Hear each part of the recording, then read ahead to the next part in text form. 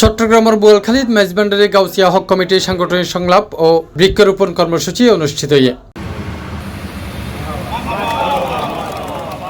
জুলাইয়ের 5 তারিখ সকালে বোয়ালখালী উপজেলা শাখার আয়োজনে চট্টগ্রাম প্রেস ক্লাবের উগা হলের মধ্যে এই অনুষ্ঠান অনুষ্ঠিত হয়। এতে সভাপতিত্ব করে কেন্দ্রীয় পর্ষদের সভাপতি রেজাউল আলী জসিম চৌধুরী। অনুষ্ঠানের প্রথম অধিবেশনের মধ্যে জাতীয় ও হক মঞ্জিলের পতাকা উত্তোলন এবং কবুতর উড়াইয়ে অনুষ্ঠান উদ্বোধন করা হয়।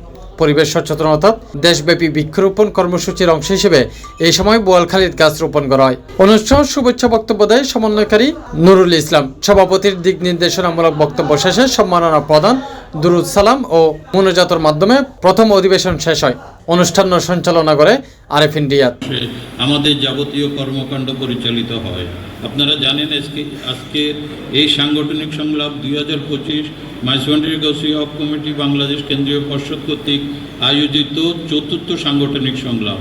ইতিমধ্যে বাংলাদেশের বিভিন্ন জেলা, মহানগর ও উপজেলায় সাংগঠনিক সমন্বয়কারী নিয়োগ করা হয়েছে।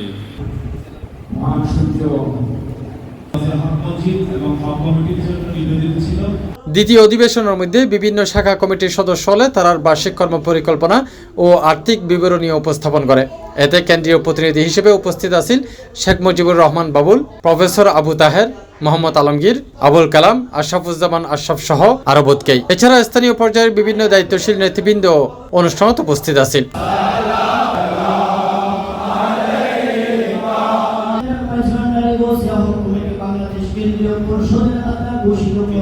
C+ TV Chittagong.